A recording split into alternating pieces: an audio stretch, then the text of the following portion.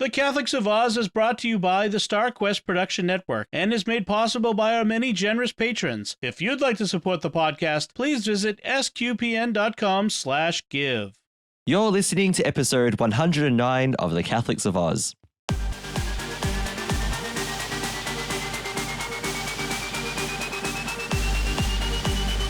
The Catholics of Oz is a show where we discuss faith, culture, and what's been happening from an Aussie perspective.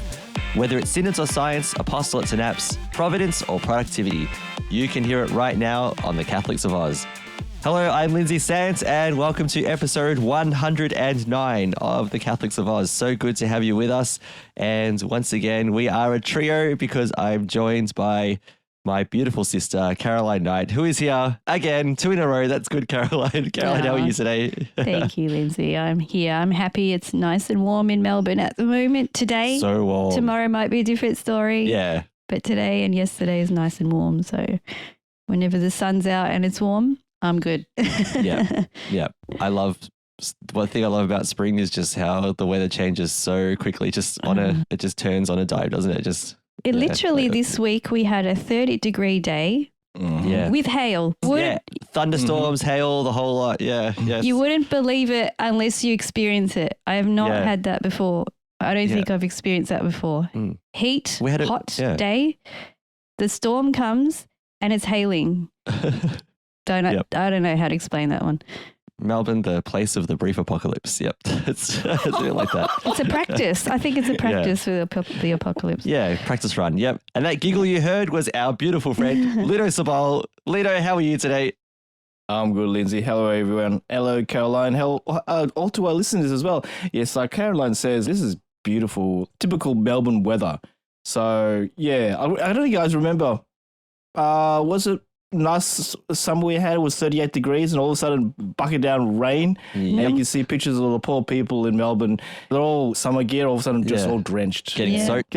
Look, this is, I keep on saying it. When people come from overseas and say, "What do you have a jacket when it's 38 degrees or an umbrella in your car?" Just wait. You'll see. Exactly, you'll see why.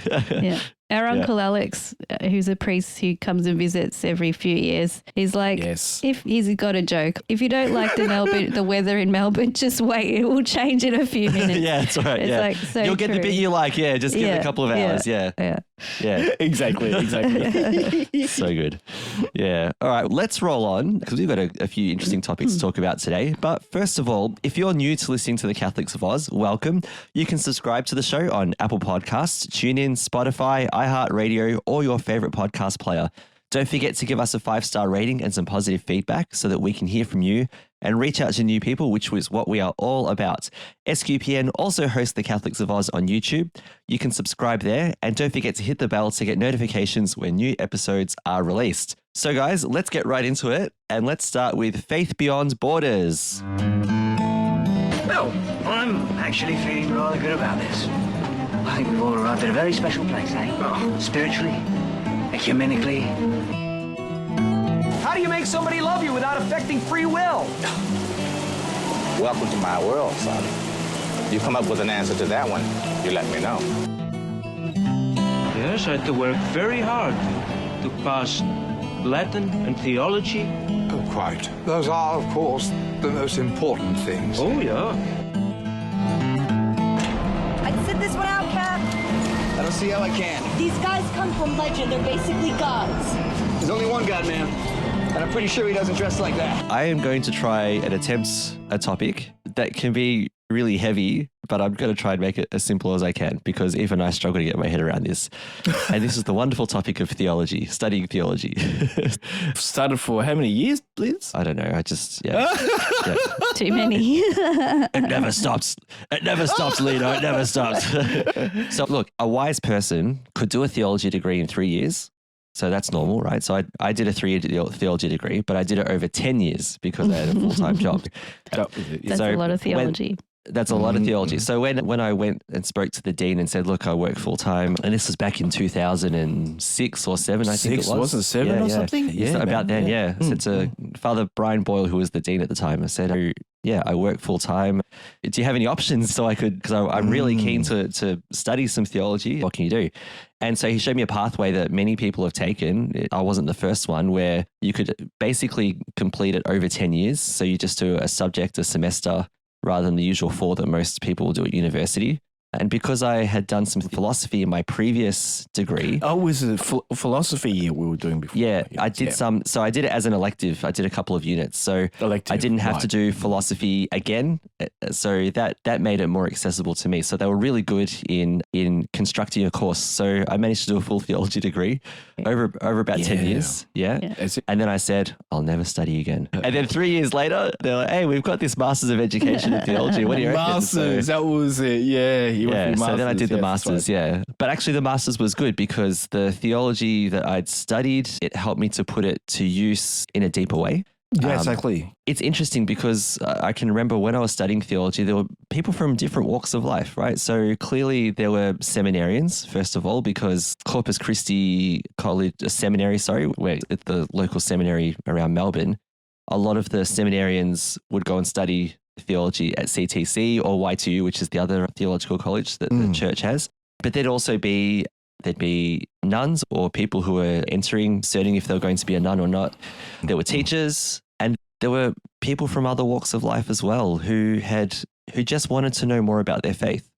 Oh, nice. Yeah, why not? When I started, I had 2 things in mind as well. I want to be a better RE teacher. So I want to know my stuff because I had catechism level Catholicism, and there's nothing wrong with that, right? It's enough to teach. But the thing is, I wanted to get into the nuts and bolts. I wanted to know where this all, like, what it all means, where it all comes from. And also I had my own faith questions that I needed answered as well. Or definitely. If not answered, at least enlightened, but at least to put me on a pathway where I could explore those questions and have the tools to do that. And obviously at the center of that was, like all of us, our faith in Jesus. I wanted to really, if you boil it right down, I studied theology because I wanted to know Jesus better. That's essentially it, right? By doing a course in theology, you study church history, which is great. You study scripture, which is great. You study the understanding of who God is, how God is revealed, how God revealed God's self to the world through Jesus and the incarnation, right? All in that study of theology, you're looking at all those things. Otherwise, I'll go on a rant, so I have to stop. I'll do a whole theology course. Yeah, you know what I mean, though. But yeah, it's not a rant, Lindsay. And so I like that here in Melbourne and across the world as well, there is accessible theology that people can study if they want to. And the other thing is, it's not a necessity to study it, right? It's not everyone has to study it. We can, without doing a theology degree, we can all have an authentic faith in Christ that is just as good as anyone else's faith. So not studying theology doesn't mean you're missing out on something, is what I want to stress. But for me, I needed more. I needed to learn more, and I was geared towards it. And this was it must have been a 3 or 4 year search for how do I learn more about my faith. I really wanted to. I'd committed myself to it, and I really wanted to go deeper into it. And eventually I worked out theology and theology degrees, and it led me to CTC where I studied. So that's the long story. But what I'm trying to get at for today's topic is that Pope Francis has recently released a letter about the future of theology, about the way that theology should be directed, taught, delivered, and understood, and what its mission is in the church. And that's what I wanted to get into today. Cool. Yeah, so I might just say a little bit about that, and then we'll go from there. So first of all, he released, it's called a motu proprio. It's usually like a directive from the Pope. This is how things are going to be going forward in this particular area. And it's called Ad Theologiam Promovendum. Sorry if I got that wrong. But it's essentially an update to the statutes or the rules of the Pontifical Academy of Theology, in which he calls it to courageous cultural revolution and a commitment to dialogue in the light of revelation. Now, on the Vatican website, it's in Italian. A colleague of mine sent me an English translation. Someone had gone ahead and translated it to English before. The Vatican will eventually do that as well. When I read the English translation, man, is it wordy. It is really heavy language, right? Mm-hmm. Even me with a theology degree, I had to sit down and look at some sentences and really even with a master's, with a master's, try to work out what it means. Yeah. Because, and this is the thing, what did a theology degree do for me? What did it do? It told me, it gave me all this knowledge and humbled me by reminding me that I've done all this work and I really don't know much at all. it reminded me that God is so vast that comprehending God can't be done with 1 degree. It takes a whole lifetime of relationship with God. Makes sense. To comprehend. Yep. Because God isn't static. God isn't just a statue that you stare at, right? God is the whole reason why we're here. We don't exist without God. A creation, the whole universe doesn't exist without God's love sustaining us and keeping us going. How do you fathom this thing that is so great and beyond you that says, I want a relationship with you, individually with you, right? So in my study of theology, I learned so much. And what I learned is that I need to keep learning. I need to keep relating back to this God. I need to respond in faith to this God who says, I love you, and all the fascinating things that come around with that. So don't worry if you have to study theology and you feel like you're missing out. You're not missing anything, essentially, right? Yeah. I'm using an article from Vatican News because if I try and use the letter, again, the language can be, it's not written for me. It's not written for us, right? It's written for the Pontifical Academy, essentially, right? So it's for them, it's rules for them and so on. Anyway, it's interesting for us because there are some insights into where Pope Francis sees the future of theology in our world. So I'm using the article because it helps to break down what Pope Francis is on about. So without further ado, here are some of the things that he said. The thought behind this new letter is that the church that is synodal, missionary, and goes forth needs a theology that goes forth too. Not a theology that's just academia. Obviously, it is academia as well. So it is academic. It's a high-level study and so on. But it needs to have a mission-oriented approach as well. It needs to aid the mission of the church, right? It's a no-brainer, right? Yeah. Clearly, And he's also injected synodal because we're talking about synodality. We've talked about this, taking the way together, dialogue together, moving forward with God to advance evangelization in the world, all of that. And so he's basically linking the study and understanding of theology with the synodality of the church, its missionary impulse, and its need to go forth as well. The Academy of Theology was actually established by Clement XI on the 23rd of April, 1718. And Pope Clement, when he established it, he said it was to place theology at the center of the church and the world.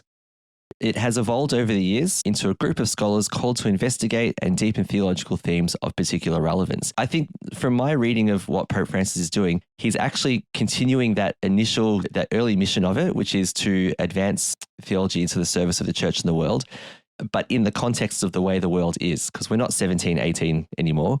In fact, we weren't even alive in 1718. So it's how does theology serve the church and the world today? So it says here, the Holy Father, it's time to revise the norms, the rules that regulate their activities and make them more suited to the mission that our times impose on theology. So notice that he's talking about how the world is impacting the church. The world has changed. The church is in the world. God created the world. We're in it. We're not separated from it. Theology needs to respond to the way that the world is changing. Essentially, so God can be known in that world. Not so that it's the world and God, like you've got them separated, some kind of dichotomy. It's so that theology can continue to make God known in the world, in the way that the world is changing. So, Lindsay, what do you say? What was it? What you said before?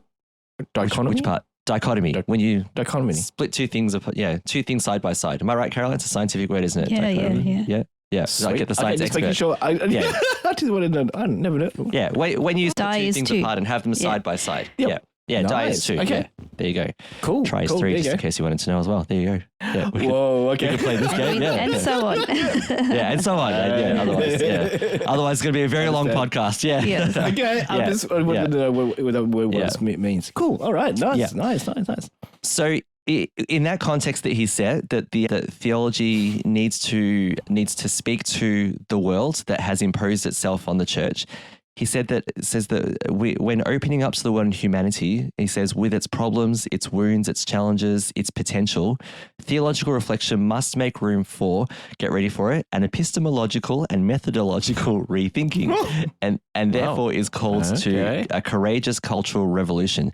So epistemology is essentially the theory of knowledge. How do we know what we know? So there's a whole study of philosophy that branches off into that. Yep. And methodology, the way that you go about doing things. things, right? Doing bad things, yes. Caroline, again, another scientific word, right? Scientific methodology. Methodology, that kind of stuff. yes. Yeah. Remember good old, am I right? When you did science experiments in good old year 9 science, and you'd have to write a report and you do the method of, and you remember the headings? Yeah, all the headings. Yeah, exactly. Quite important because in science and everywhere really, because you explain what you've done. You explain exactly. Yep. Theology totally. Theology is considered in some ways a science of God, which is a really strange way to put it, but it does have a methodology too. It needs to. It's not just make it up as you go. There are particular ways of doing, studying, applying things in theology to the world as well. That's the good thing about our church. It's like everything is in a way researched. There's nothing just taken for at face value. Like everything is studied in depth. It's amazing. Yeah. It's really good. Yeah. Yeah. And this is the amazing thing about the accessibility of faith, from the very basic to the highly academic to people who are 50 billion times smarter than us. There's accessibility of faith to all levels. If it wasn't accessible to all levels, it wouldn't be authentic, would it?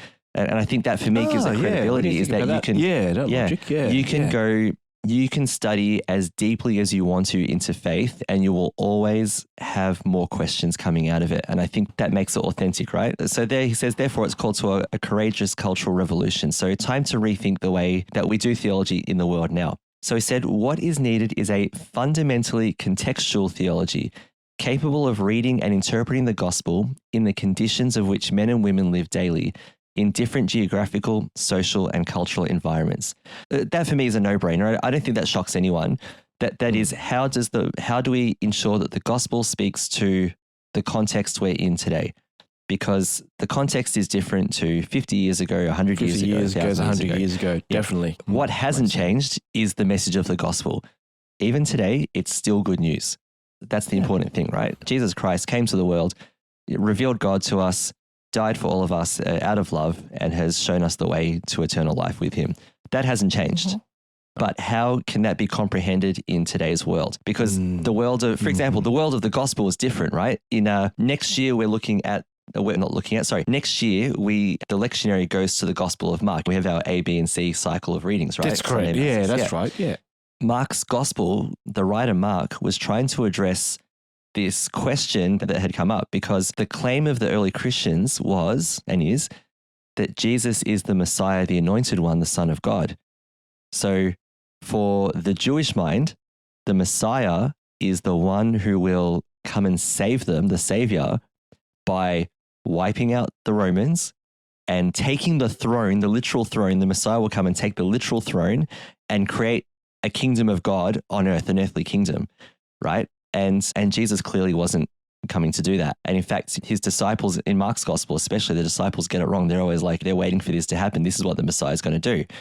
But then you have the Gentiles, the philosophers, the Greeks, and so on, who were saying, how can you claim this guy Jesus is God when he was killed? He was crucified. That's foolish. That's ridiculous. How can you believe that? So Mark is trying to address these two questions in his time. The good news for the people in his time. How do I help you understand that this Jesus is God, the good news, the Messiah, the so on, and that you should believe in him and give your life to him?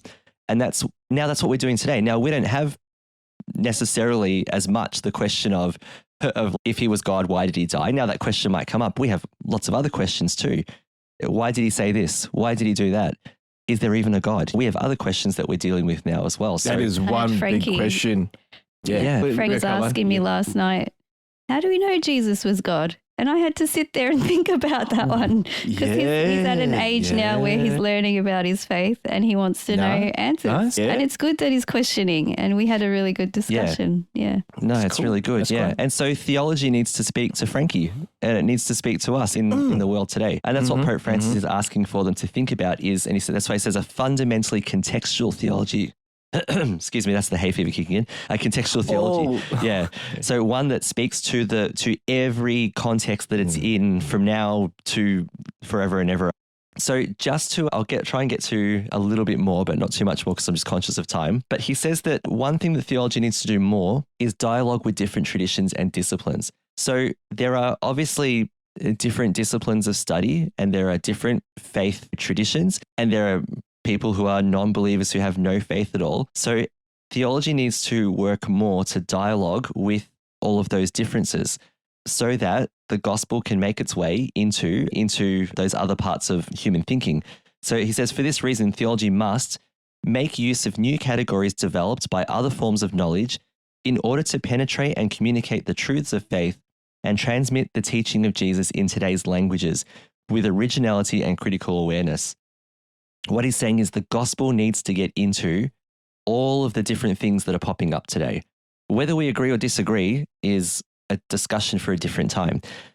But regardless of that, everything needs the gospel. It needs the good news. We can't keep the good news away because we think that we don't like that or whatever else. So it's about using theology to help the good news reach into every corner of the world, every corner of people's thinking. Whether they like the gospel, agree with the gospel, don't care about the gospel, at least raising awareness and understanding of what it is. So that when a person talks to a Christian, they can say, I don't believe in Christianity, but I do understand why people do. That's dialogue going in the right direction, right? That's an important thing because that kind of dialogue generates more respect, more acceptance, and it does give the good news the opportunity to do its work as well. Because we're not trying to secretly convince or convert anyone to anything. We are just trying to allow the grace of God to go into people's lives and let that grace do what it does best, which is change hearts and change lives and change minds. We're not Jesus. Jesus does the work. We do the invitation, right? And sometimes that's just simply dialogue. So he talks about theology having a pastoral stamp. And he says that sorry, I've just lost my spot there. So then there is the contribution that theology can make to the current debate of rethinking thought, showing itself as a discipline of wisdom to be a true critical discipline. However, theology is a discipline that must not be abstract and ideological, but spiritual, worked out on one's knees, pregnant with adoration and prayer, a transcendent discipline, and at the same time, attentive to the voice of the people. Also mercifully addressed to the open wounds of humanity and creation, and within the folds of human history, to which it prophesies the hope of an ultimate fulfillment. So essentially, he says that it needs to have a pastoral stamp. That is, theology, like I said, it can be off-putting if the language is inaccessible, right? It needs to be accessible to everyone. All right. So essentially, theology, the knowledge of God, the study of God, churches, that needs to be done in a way that anyone can access it. And because what we're saying is we're not asking people to access, because you don't, the good old cliche, you don't go to heaven because of what you know, right? we go to heaven because of who we know, the person of Christ, who we know, our experience of Jesus. God wants all of us to be with God now and also forever. All right. It's not like we're in line in a queue waiting to see if we'll be with God forever or if God wants us. God does want us. And theology, and an accessible theology, is one of those ways in which that can be done. So that I think what Pope Francis is trying to do is future-proof theology so that when people study it or when people contribute to it, so academics contribute to it and so on, their focus is not just the dry, let me use some big language and show you what I've discovered or whatever else. But what is the pastoral application of the theology that you're studying? What is the pastoral application of the doctorate you're about to submit? What good will it do for the world to advance the gospel and help change people's lives in whatever situation they're in, whether they're people whose lives are broken? If their lives are broken, how is your theology, how is your contribution to theology going to help people who are broken? How is it going to help our planet? How is it going to make the good news known in places where the good news may not be known yet? Let's break it right down. How is the face of Jesus going to be seen in the work that you do in theology, I guess is what we're looking at. And that might seem like a no-brainer in some ways. We could say, hasn't theology always tried to do that? And the answer is yes. But Pope Francis is giving some very specific directions about how I see this as future-proofing theology, like I said before, in ensuring that it's not just an abstract academic study, but it is a missional living out of the gospel in the world now and forever. Amen. There we go. All right. Nice. Yeah. So there you go. Pope Francis's directions on theology. Any thoughts on that? Sorry, I try not to make it too heavy, but yeah. Let's see if you've been listening. Caroline, what do you think? Have I been listening? Now, of course you have. Yeah, sorry. What I've got from this is Pope Francis's desire to bring the gospel and theology to the people of every walk of life. And like you said, make it more accessible. And to me, like he does it too at his own, like at much criticism, because I know he has a desire to reach every single person from every single walk of life, no matter what path they're traveling. And he does get criticized a lot for that as well. But I really think his heart is really with the people, and he really wants the best for everyone, and he wants everyone to experience God's love and a faith life and an experience to have a connection with Jesus. Like Jesus wanted the connection with us, and Pope Francis, I think he's trying to find a way of how we can do that for everyone. So I really think that is his greatest desire as a pope. You can see that in like even the documentary we watched earlier in the year. When the Pope Answers, is it? That's the Pope it. Answers. That's correct, yeah. Yeah, when he was interviewed by young youth from every walk of life. All walks of life, yeah. And his heart is for everybody, no matter what experience they're having. And I just think that's what I'm getting from this, yeah.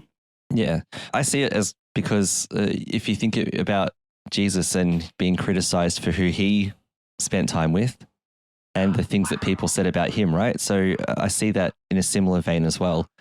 And I can think of how previous popes before Pope Francis, the same thing, right? They've been seen with people and people have said, what? Why are you in the presence of that? Why are you talking to that person? Why did you invite that person to the Vatican or whatever it might be? You shouldn't be extending yourself to this group of people. You're we're better than that. They get called names and all sorts of horrible things. Yeah. All right, no, it's good. Lino, any thoughts from you on this? Yeah, he wants to share this throughout the whole world. And in this day and age, we are connected and communicated through social media. So I'm not sure how that's going to work, but I know they will work through it. So through Facebook, can't say Twitter anymore. It's called X now, isn't it? X-Twitter, that's what I... X-Twitter, that's correct. Yeah, I like that one. Yeah, X-Twitter.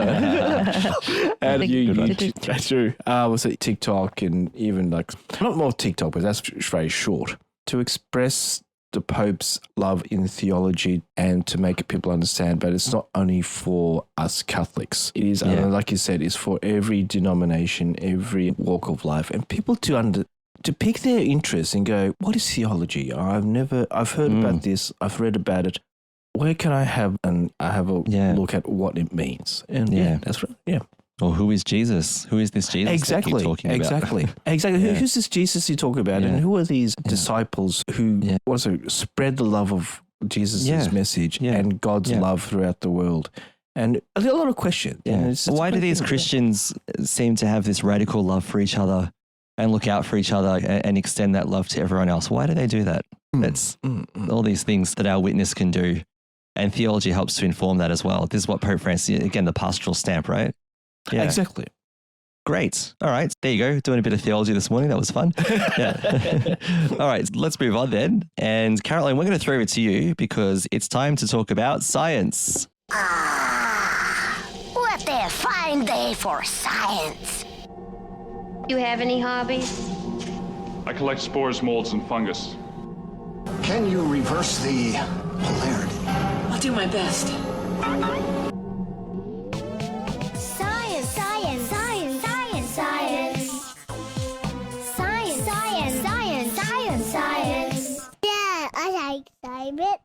I am very excited for this topic. All I'm going to say is woolly mammoths, and then I'm going to throw it over to you. Woolly mammoths. Woolly mammoths. So today we're going to be talking about tracking one of these woolly mammoths. A group of scientists have been able to track the movements of a woolly mammoth that lived about 17,000 years ago in Alaska. So woolly mammoths lived about between 300,000 and 10,000 years ago, and they lived over a large mass of land, including parts of Asia, Europe, North America, with fossils and skeletons being found in these areas. Frozen woolly mammoths have also been found, and one such mammoth, a baby, was found in the permafrost in northwestern Canada in 2022, pretty recently, and it was thought to be about 30,000 years old and is the most complete woolly mammoth found to date. Woolly mammoths foraged on vegetation, and they may have eaten up to 180 kilos of food per day. Goodness me, how expensive is that? Wow. Totally. Lino, that sounds like Lance's Bucks night the other week. That's so true. Yes. Yeah. Just for context, we went to a friend's Bucks night and it was at a bar where you play computer games, which was good. And my brother might have ordered a bit more food than we needed. Yeah. So we ate like woolly mammoths that night. Yeah. So you were all woolly mammoths that night. We didn't drink like woolly mammoths. I just want to put that out there, though. Because woolly mammoths didn't drink alcohol, so that's good. So maybe we did drink like woolly mammoths. How does that work? Anyway, so continuing on, it's thought that the modern day elephant relatives, woolly mammoths, were quite social and they moved around in herds. They had thick, shaggy coats, and they had tusks that could be up to 12 feet long. Mm-hmm. Size-wise, woolly mammoths were quite large, and according to Wikipedia, male woolly mammoths reached shoulder heights between 2.67 and 3.5 meters, which is about 8 and 11 feet. They weighed about 4 and 8 tons, between 4 and 8 tons. Yeah, that's metric tons. And while females reached about 2.3 to 2.6 meters, which is about 7.5 to 8.5 feet in shoulder heights. And they also weighed between about 3 and 4 metric tons. So big guys, big animals. Which is how we felt after Lance's Bucks party. Yeah. A team of scientists led by Matthew Wooler. So his last name is actually Wooler. Very fitting name. Yes. It was Wooler. I was about to say. Oh, there you go. There you go. There you go. Yeah. He was born for this. He was born to do this. For it. Exactly. This is destiny. Yeah. It is. Now, he's an isotope scientist, and he's the one who tracked the path of this woolly mammoth. And they've named this woolly mammoth called Kick by analysing strontium and other isotopes in the woolly mammoth's tusks. So an isotope basically is an atom of an element that can have the same number of protons in its nucleus and the same number of electrons, but will have a different number of neutrons. So isotopes can act like a chemical signature. Since isotopes are in everything in the environment, like soil, water, rocks, plants, and everything that animals interact with, they can become incorporated into the animal's body, and in this case, the mammoth's tusks. So as the tusks grow, they add a layer every day, and the isotopes in the layers of the tusk contain a record of where the mammoth has been and what it ate. So by analysing the isotopes in the tusks, the migration routes of this particular mammoth was able to be tracked. But how did the researchers know where the isotopes they would find come from a certain place? So before the tusk study, there was actually another study done, and it was completed using rodent teeth. And these rodents were called voles. So 162 of them had their strontium values taken, and the strontium map of Alaska was actually made. Oh. And even though the study was done on modern rodents, a map is still accurate for the Pleistocene era when the mammoths lived, as the rocks are still the same, and the strontium values actually change very slowly and over millions of years. So the record is still current, basically. So to get the value of the strontium in the mammoth's tusks, Wooler selected Kick's tusk out of 174 tusk specimens that are actually stored at the University of Alaska. So Kick's tusk was collected in 2010 near the Kikia-Krorak River in Alaska. So that's why he's called Kick. Yeah. And and genetic testing of this mammoth, whose jawbone was complete with molars, revealed he's a male. Oh, complete. Oh, wow. Yep. And radiocarbon dating showed that he died about 17,100 years ago. So to be able to analyze his tusk, it first had to be split. It was 22 kilos, quite heavy, or about 50 pounds. 22 kilos. Whew, yeah, it was sawed using a bandsaw very carefully, and slowly took the team about a whole day to get it done. Wow. So then the tusk was dyed to reveal the growth layers, with the base being the oldest age of the mammoth, and then the tip of the tusk being the youngest age of the mammoth, and the middle being the lifetime of the mammoth. So the tusk was analysed from the base to the tip by cutting it into 5-centimetre wedges and feeding them into a laser ablation multi-collector inductivity coupled plasma mass spectrometer. Everyone has one of those at home. Yeah. A very fancy Everyone mass has one of those at spectrometer. home, yeah. Wow. That's right. It's the most complicated mass spectrometer. I use it to make toast. So the laser in the machine was about 80 microns wide and slowly made its way across each wedge of the tusk and performed the isotopic analysis. They obtained 400,000 data points about Kik and what he ate and where he lived and where he died. Oh, wow. So they were able to match the strontium values in Kik's tusk to the values on the strontium map that they created earlier with the voles. And now they found that during Kik's life, he made his way between the Alaskan interior and the north slope of the Brooks Range, which is about 1,100 kilometers or 700-mile one-way trip. One-way trip, wow. Would have been longer if he went around the place grazing on vegetation, so it wasn't exactly a straight line. So these woolly mammoths travelled very long distances back and forth. So he travelled in this area back and forth during his life. It's thought that Kik and his fellow mammoths responded to seasonal changes and to the vegetation that was available to eat in the areas where they lived. Yeah, it makes sense. So, So Kik used to go to the North Slope in Alaska and use the low pass in the western part of the range to get there. And this is actually the same route that the modern caribou use today. So it's quite a popular route for these animals. Yes. So when analysing the base of the tusk, like towards the end of his life, they found that Kik stayed more local to the North Slope as he got older and he stopped the long range travelling. They also found that in his last year of life, during the summer, the nitrogen isotope measured in his tusk started to increase. And this indicated that poor Kik was at the end of his life. He started to starve. And this is what caused the nitrogen spike. Now, it could have been that he may have become sick and unable to travel and feed. So maybe he would have started to starve. And resources would have been scarce around him because he couldn't get around. And I think it would have been around the late winter or spring. Kik was around 28 years of age, which for a mammoth is pretty young because the average lifespan of a mammoth, I think, is about years old. So it could be that he was unwell with something and was unable to get around poor Kik. Now that the team have been able to track Kik's movements, they've also begun analysing the tusks of another mammoth found in the Alaskan interior. This time it's a 19-year-old female that lived around 14,300 years ago, which is 3,000 years later than Kik. And this time it's when humans lived in the area and around the time that the mammoths became extinct in that region. It'll be interesting to see whether they find out if it was a difference in the migration patterns of the mammoths.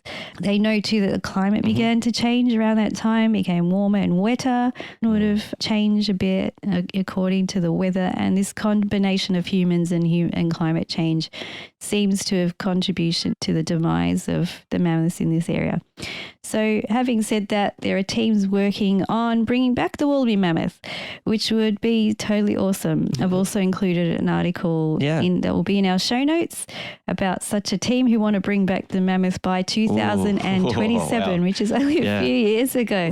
So yes, although poor Kik died, we may be able to meet some modern, maybe relatives, you call them, in the near future. So I have a question about that, right? Because that's what I was thinking about is how cool it would be to bring a woolly mammoth back. But would our conditions today be suitable for a woolly mammoth to survive comfortably? Would it? Yeah, it's a good question. I guess if it, would it adapt in its lifetime to the way the climate, the environment is now, or would it actually suffer because its its genes are designed for a climate that's not what we have now?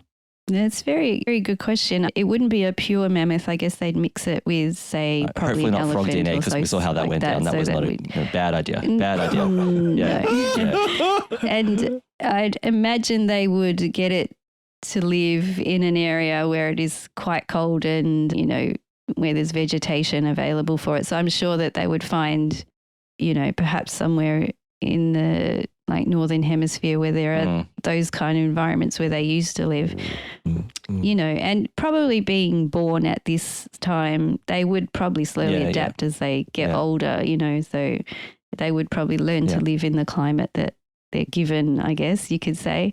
But that's a very interesting thing to think about for sure. It's the same with the thylacine that they're they're trying to bring back that we've spoken about before. Yeah. It would also have to learn to live in the environment that they put it in.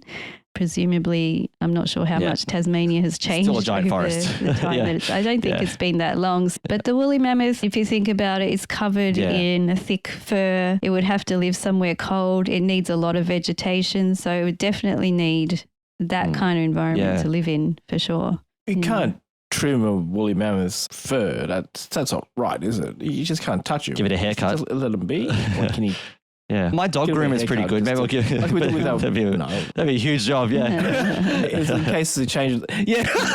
Just a change of weather. Maybe I don't know. Maybe would. There's all sorts of. If we had left the woolly mammoth, would it have adapted to our environment? Would it have gone extinct anyway because the environment's changing? And then there's ethical questions. Should we bring it back? Is it fair to an animal that is created, basically? Is it fair to even do it in the first place? There's all sorts of questions. There are people who agree with it, people who don't agree with it, but they are forging ahead. And for humans, it would be really interesting to see a woolly mammoth, whether it comes back as a full species, like a whole big herd. Look, no doubt it would be so cool to see any extinct animal brought back again. Like you said, the ethical considerations of, So for me, the question also is, will the animal suffer, right? That is one thing. Because the conditions are not the same, especially if we're talking thousands of years or as something. It were. Yeah. That thing I was thinking was, again, I'm only guessing here, but you'd have to keep them on a reserve. You wouldn't actually release them out into the wild because differently the biodiversity would be put them in the turned wild upside down by introducing a new species. It will just crazy. They would have to be able to migrate. It would, like the way that they used to. Like elephants still migrate. I mean, they have trouble too because of human interference. If I don't know, they'd have to purchase a big part of land. I don't know what Alaska is like. I don't know if there's land of it. I don't know. But they would have to be able to. I mean, you can't keep it like in a zoo, say. No, you can't. No, it wouldn't be fair. No, they would need some kind of reserve of land. And probably these are going to be captive animals. So they're going to be kept like, they're going to be fed. They're not going to be let wild. I don't think so. That's what I assume anyway. But I can hear David Attenborough doing one of those documentaries on a woolly mammoth. That would be so good. Caroline, that was really fascinating. I really enjoyed that. Yeah, learning about tracking their path even. I thought it was fascinating. Isn't amazing? To think that you talked about, was it the caribou now taking the same path?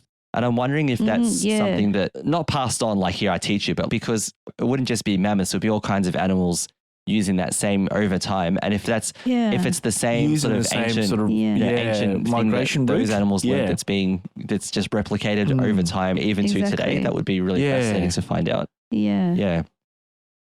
Exactly. There would definitely be other animals that migrate. I've seen Ice Age. Don't worry, I know how it woolly works. Mammoth. There you go. It's just that the woolly mammoths were probably easy.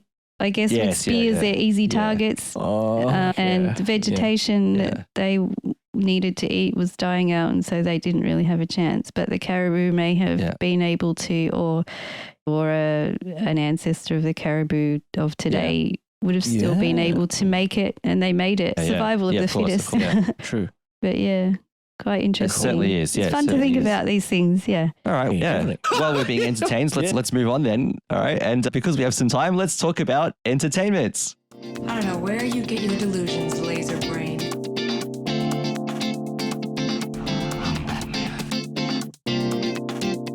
This is not what we came here to do. No, but it's what I'm going to do. I have a plan. You've got a plan. I have part of a plan. Are you not entertained? Are you not entertained? I don't know. I've got a couple of things to bring up. Let's try this. Lino, you can help me with the first one. I talked about Lance's Bucks party that we went to last week. So just very quickly, Lance is a good friend of ours from church who's getting married in December. and we're very excited for him. Not too long to go. Not too long, actually. Goodness me. His wife did. Yeah, that's right. Yeah. So we made a confirmation. Yeah, beautiful. Did he? Oh, so, awesome. Nice. Yeah. And his wife just made her confirmation with Frankie on the same night. Yes. We didn't know, and we went to confirmation, and there they were, and we were all surprised and happy. Frankie knew, but he didn't know that they had done a confirmation retreat the day before, and he got to meet her, but he knew that we knew them already. So there you go. So as is tradition, you have a bucks party or whatever else, and because we're good people, we didn't have a wild, crazy one because we just don't do that. However, we do have a late one, which is the part that I always struggle with, right? So I think I got home at 1 a.m. in the morning. Most people go, that's tame, but I'm old, so that makes me tired thinking about it. Yes, right. But however, in terms of entertainment, I wanted to focus in particular on a place that we went to in the middle of our session, Lino. Oh, no, you weren't there for that, Lino. Oh, okay. It was called, you missed that part. Went to a place, you can talk about the next one then. Went to a place called Saboteur, right? And Saboteur it's essentially what they've done is they've taken the game Among Us. So it's a popular computer game where you play, it's like a murder mystery where one or two of you are the murderers and you kill someone. When someone discovers that someone's been killed, you have a little conference and you try and say, I saw this person do that, and see if you can discover who the murderer was. So this was like the live action version of this. So you wear a little wrist thing and it tells you if you're the murderer or not. And then you use it, you kill, I'm saying inverted commas here, other players by pointing your little laser at other players, and then you press the button and it gets them. But if someone sees you, they can out you, whatever else. And because it's fairly visible, you have to be careful about how you go about it, because if you get spotted, you're in trouble. Yeah, we had a lot of fun playing that.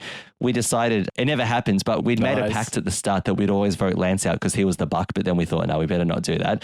Yeah. But Saboteur, it's in the Docklands, and it's just they've put, I don't know, 6 or 7 shipping containers together and decked it out into a moon base is what they call it. It's just a series of corridors, And you do tasks. It's got little games of tasks. And the thing is, you can get distracted by those tasks. And so if you're not paying attention and the murderer comes by, they could get you. Yeah. A lot of fun. Cool. It was really good. The second place we went to, Lino, was a place called Fortress. And this is it's a bar, but it's dedicated to computer gaming and things like that, and board gaming and whatever else. While people drink and imbibe on things that they shouldn't have too much of, they've got a massive room full of computers. And then they have, and what we did is we hired 2 like booths. They are basically, and it's got a big TV in front of it, and you can play your favorite console big games and eat food and drink water and whatever else it is that you want to do. Yeah, the last thing I want to say about it is that I was thoroughly unsatisfied by the end of it, because Jerry, who podcasts with us from time to time, has been here since the start of the podcast. He and I have a grudge. We have unfinished business. It's a FIFA grudge. We played FIFA 1999 on Nintendo all those years ago. And he used to beat the living daylights out of me because he was better at it than I was. So I practiced and practiced. I took him on. I was doing really well in FIFA 99. I scored a goal, but it was disallowed because Jared had pressed the foul button and fouled my player. And so the program decided it would award me a free kick instead of allowing my goal. And so Jared was laughing and I was like funny furious, let's put it that way, all right? Oh, we had we had one match of FIFA 23. I was Tottenham Hotspurs and he was Arsenal, and it was a draw, wasn't it, Lino? So we were very competitive. It was a draw. We didn't score any goals for that one. I'm pretty sure it was it's like 0-0. Oh no, yeah, sorry. We were very competitive, going at it, whatever else. Sorry. Then we played a few more games with everyone else. 1-1. Then Jared and I thought, let's have one more. A goal. One more. I scored a goal, but then it got to 11:30 when we finished with the booth, and the TV switched off. 11:30.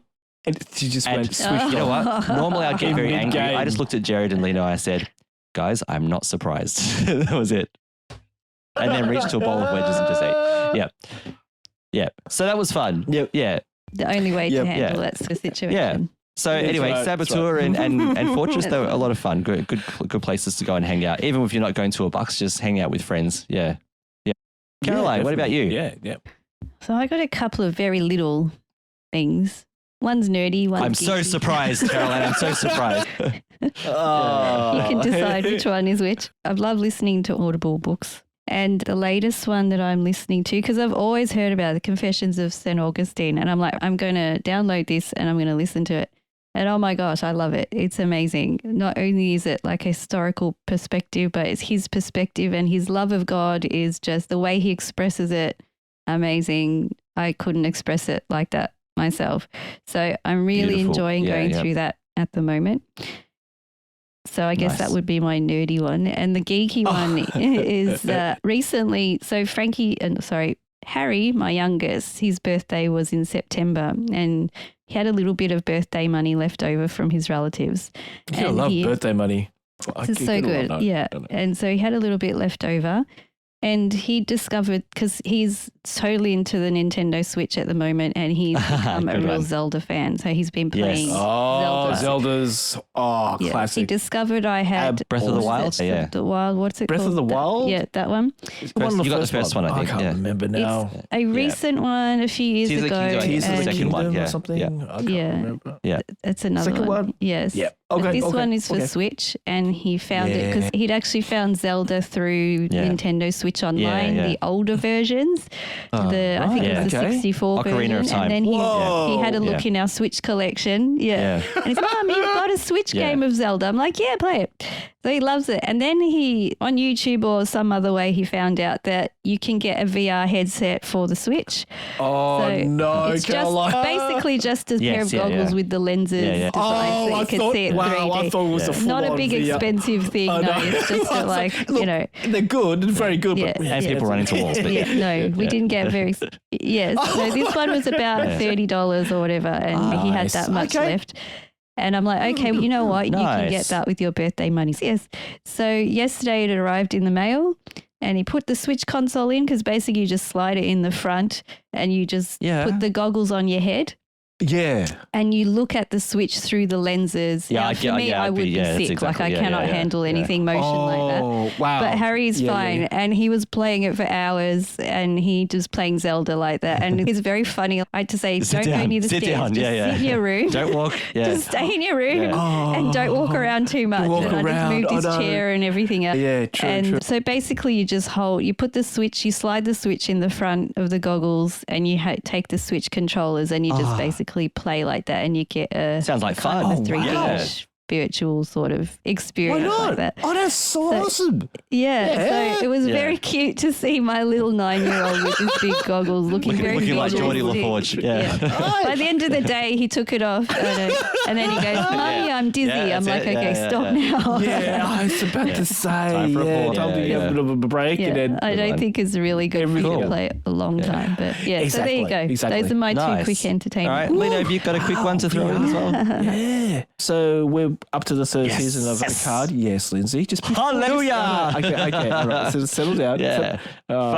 Finally. So I loved the first two seasons. This season is very good as well. So I loved how the connections and everything get together. So we're really enjoying that. I started watching. Fubar. Arnold Schwarzenegger. This year. So. It's a good show. Definitely not for children. Don't watch it with your kids because definitely not for children. But the family themes and what was going on, it makes sense being in a secret. For me, it's about the one-liners, the Arnie one-liners. They're back, and they're just as good and bad as they ever were. And that's what I liked about it. I love the reference with where the guard, what happened to the guard, and also the helicopter that came to save them. Yeah, I saw the guard that gets run over by the car. I had to run over some things with him or something like that. Some line. Sport-wise, just watching cricket if there's appropriate time to watch it, because there's the World Cup. So India, South Africa, Australia, and New Zealand. So they're the falls. They're in there. I think we got one more game in the regular round. I'm not sure. I think we got one more, and then we'll start playing the finals. So it's going to be interesting. But besides that, I'll throw in a quick mention of Loki season 2 to say I'm really enjoying it. I haven't seen the last episode yet, so I won't say anything about it until I've seen everything. But it's really good. I'm going to binge watch it. Caroline did not know that it was out. Whoops, sorry, I should have told you. I don't know where I've been. All over. Totally off the planet. Everyone finds out by the email or from their social media. Well, Disney have a responsibility They should send a person to your house, knock on your door and say, Loki is starting tomorrow. Yeah. Loki. Yeah. I love Loki the first season. I can't believe they didn't I feel like me the second season's one. even better. I liked the first season a lot too. Yeah. Yeah. I just really need to watch it. It is one of the best by far. Ones. Yeah. I might have said that about WandaVision, actually. They're both absolutely great. All right, let's wrap it up there. Yeah. So we just want to thank everyone for joining us for episode 109 of the Catholics of Oz. And before we go, we want to take a moment to thank our patrons who make it possible for us to create the show. Today, we would love to thank Katrina M, Larry P, Jonathan S, Zach B, and Ed M. Through their generous donations at sqpn.com/give, they make it possible for the Catholics of Oz and all of the other shows at StarQuest to continue. You can join them by visiting sqpn.com/give. We'd love to know your thoughts about our topics today, about how theology can be present in the world, about woolly mammoths, which Caroline, really, I loved it. It's so good, so fascinating. Yeah, so you can send us feedback by visiting sqpn.com/Oz, spelled OZ, where you can also find our links from today's episode. Don't forget to sign up to StarQuest's Insiders Club newsletter to learn more about your favorite shows, sqpn.com/about/newsletter. Get on the Discord, SQPN Discord, and meet with other listeners and other show hosts and interact with them, sqpn.com/Discord. And don't forget all the socials, facebook.com/StarQuest Media, at SQPN on Twitter or X or whatever you want to call it.